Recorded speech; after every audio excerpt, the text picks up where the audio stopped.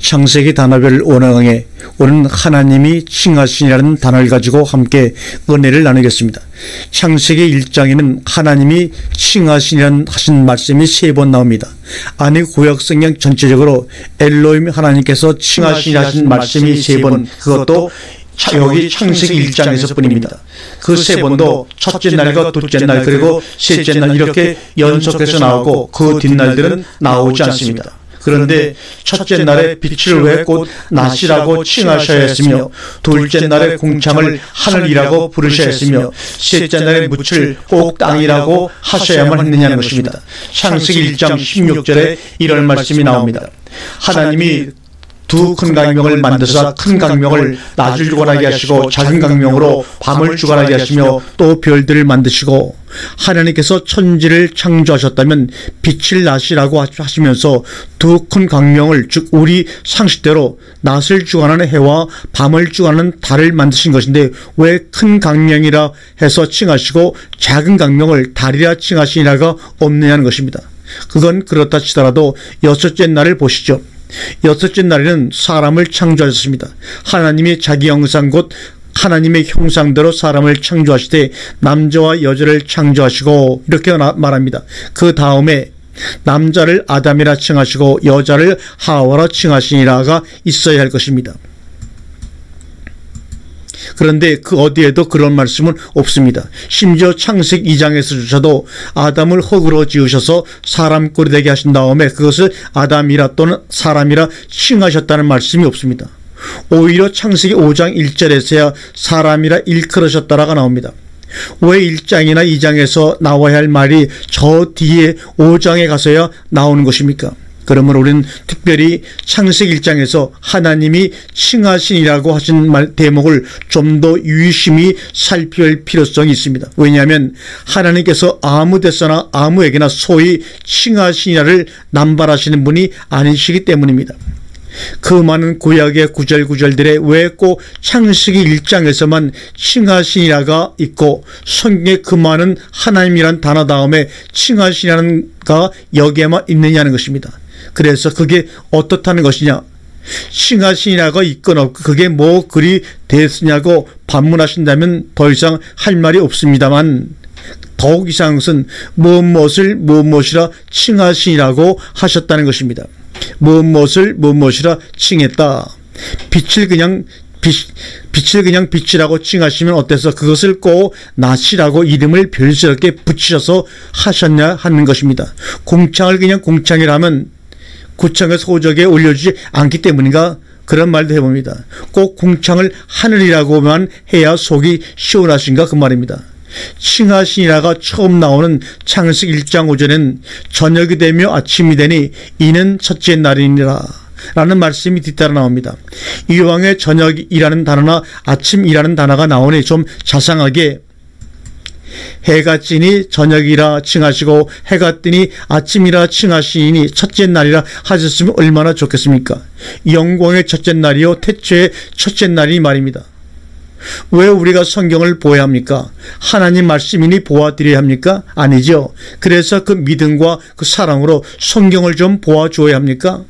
연속극 볼 시간 없는 이 바쁜 시간에 성경을 왜 보아야 합니까?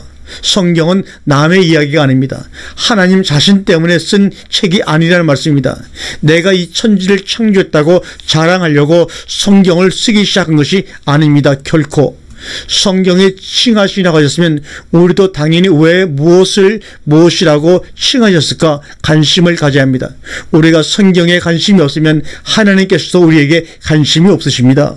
왜냐하면 성경은 하나님의 우리에 관한 관심을 표명하신 것이기 때문입니다. 고로 당연히 우리는 성경에서 하나님의 우리에 관한 관심을 발견하고 그리고 그 관심권 안에서 관심을 표명하신 하나님을 만나야 합니다. 그렇지 아니하면 온 우주를 뒤진다 해도 하나님을 만날 수가 없습니다.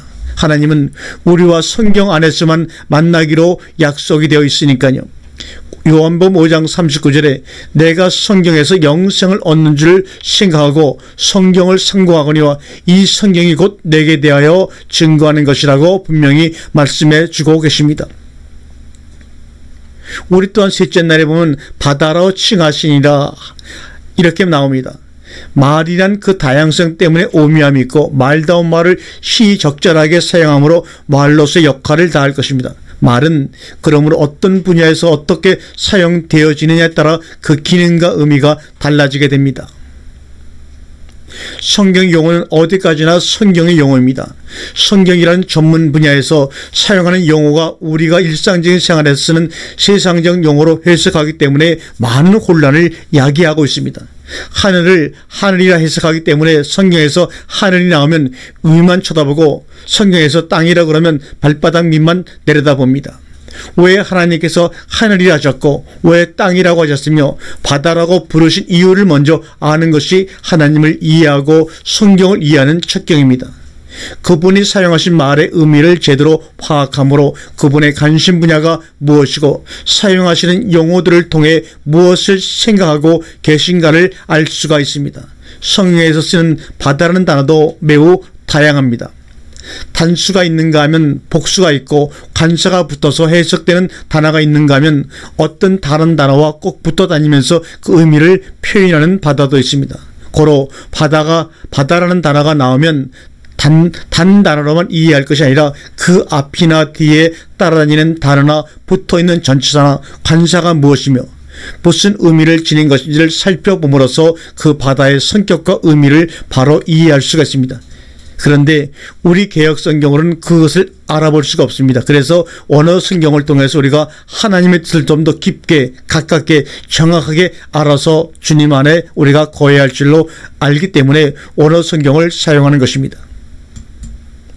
오늘은 바다 가운데서도 가운데라는 단어가 붙어 다니는 히브리어로는 멜리브 야민에 대해서 생각해 보겠습니다. 에스겔서 27장 4절에 이렇게 시작합니다. 내 지경이 바다 가운데 있으며 너를 지은 자가 내 아름다움을 온전케 하였도다. 여기서 멜리브 야민이 나옵니다. 물론 에스겔 20장은 두로 왕에 대한 애언입니다만 그것은 다만 상징적인 인물로 실제적 어떤 대상을 비유한 것뿐입니다. 성경적으로 두로는 지중해 해변가에 있는 유명한 무역항으로 부유하고 사치스러움의 극치를 달리는 태페의 대명사이기도 한 것입니다.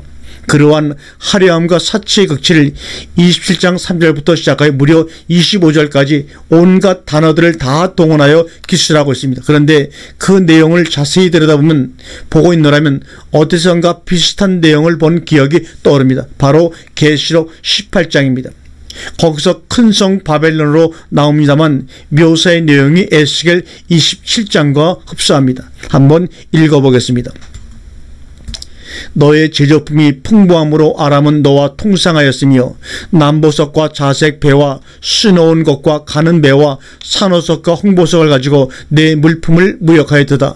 유다와 이스라엘 땅 사람이 내 장사가 되었으며 민민 밀과 과자와 꿀과 기름과 유황을 가지고 내 물품을 무역하였도다. 에스겔 20장 22절에는 스바와 라마의 장사들도 너의 장사들이 되며 각종 상등 향재로와 각종 보석과 향금으로 내 물품을 무역하였도다. 자, 그럼 이제 계시록 18장 12절과 13절을 읽어보겠습니다. 그 상품은 금과 은과 보석과 진주와 세마포와 자주 옷감과 비단과 붉은 옷감이요 각종 향목과 각종 상아 기명이요 각종 나무와 진유와 철과 옥석으로 만든 각종 기명이요 계피와 향료와 향과 향유와 유황과 포도주와 감람유와 고운 밀가루와 밀과 소와 양과 말과 수레와 종들과 사람의 영혼들이라 이렇게 말씀하고 있지요. 그래서 그로 인하여 에스겔 27장 33절에서는 내 물품을 바다로 실어낼 때 내가 여러 백성을 풍족해 하였으며 내 재물과 무역품이 많음으로 세상 열왕을 풍부케 하였도다. 계시록 18장 3절에서는 그 음행의 진노의 포도주로 인하여 만국이 무너졌으며 또 땅의 왕들이 그로 더불어 음행하였으며 땅의 상고들도 그 사치의 세력을 인하여 치부하였다 하더라. 그런데 그런 바벨론이 아닌 그 드로가 에스겔 20장 30절에 너를 위하여 크게 소리질러 통곡하고 티끌을 머리에 무릅쓰며 제 가운데 긁으며 또 계시록 18장 9절에서는 그와 함께 음행하고 사치하던 땅의 왕들이 그 불붙는 연기를 보고 유하여 울고 가슴을 치며 신약 속의 에스겔서이고 에스겔서 20장은 곧 계시록 18장인 것입니다. 그런데 이런 말씀은 어떻습니까? 에스겔서 28장 2절입니다. 인자야, 너로 두루 왕에게 이르기를, 주 여호와의 말씀에 내 마음이 교만하여 말하기를, 나는 신이라. 내가 하나님의 자리 곧 바다 중심에 앉았다 하도다. 내 마음이 하나님의 마음과 같은지 알지라도 너는 사람이여 신이 아니오늘. 근데 계시록 18장에서는 이렇게 표현합니다. 그가 어떻게 자기를 영어롭게 하였으며 사치하였든지 그만큼 고난과 애통으로 갚아주라. 그가 마음에 말하기를, 나는 여왕으로 앉은 자요 가부가 아니라 결단코 애통을 당하지 아니하리라 하니. 원래 두로라고 하는 히브리어 어는 추르로, 그 뜻은 대항하다, 공격하다, 에워싸다 등의 호전적인 용어로 쓰이는 단어입니다. 나는 신이다. 내가 하나님의 자리 곧 바다의 중심에 앉았다도다. 하나님의 자리 곧 바다 중심에, 이 말입니다. 에스겔서 28장 8절에 보니까 또 너를 공동이에 빠뜨려서 너로 바다 가운데서 살육을 당한 자의 죽음같이 바다 중심에서 죽게 할지라. 바다 중심에서 죽게 할지라. 그가 원래 어떠한 존재였습니까? 한번 우리가 좀 길지만 제가 읽어보겠습니다. 인자야, 두로 왕을 위하여 애가를 지어 그에게 이르기를, 주 여호와의 말씀에 너는 완전한 인이었고 지혜가 충족하며 온전히 아름다웠도다. 내가 옛적에 하나님의 동산 에덴에 있어서 각종 보석과 홍보석과 황보석과 금강석과 항옥과 홍만호와 창옥과 청보석과 남보석과 홍옥과 황금으로 단장하였으며, 내가 지음받던 날에 너를 위하여 서고와 비파가 예비되었도다. 너는 기름을 부음받은 덮는 구름이며 내가 너를 세우며 내가 하나님의 성산에 있어서 화강석 사이에 왕래하였도다. 내가 지음받던 날로부터 내 모든 길에 완전하더니 마침내 불의가 드러났도다. 그런데 그는 신이 아니요 사람이라고 했습니다. 너를 살육하는 자 앞에서 내가 그래도 말하기를 내가 하나님이라 하겠느냐. 너를 치는 자 수중에서 사람뿐이요 신이 아니라고 에스겔 28장 9절에 말씀하고 있습니다. 뺄 수 없는 말씀들이 너무 많아서 길어졌습니다. 결론이 없다고요? 이미 나와 있는데 모르는 것뿐이죠. 시편 기자는 그가 나올 때를 미리 이렇게 노래했습니다. 하나님은 우리의 피난처시요 힘이시니 환난 중에 만날 큰 도움이시라. 그러므로 땅이 변하든지 산에 흔들려 바닷 가운데 빠지든지 바닷물이 흉용하고 뛰놀든지 그것이 넘침으로 산이 요동할지라도 우리는 두려워 아니하리로다. 셀라. 시편 46편 1절과 3절의 말씀입니다. 그렇습니다. 그것은 우리의 해당 사항이 아닙니다. 하나님이 그 성 중에 거하심에 성이 요동치 아니할 것이라 새벽에 하나님이 도우시려다라고 시편 46편의 고백이 바로 우리의 고백입니다. 우리 하나님은 그 성 중에 거하시지 바다 가운데 거하시지 않고, 그러므로 그 성은 요동치 않기 때문입니다. 아멘.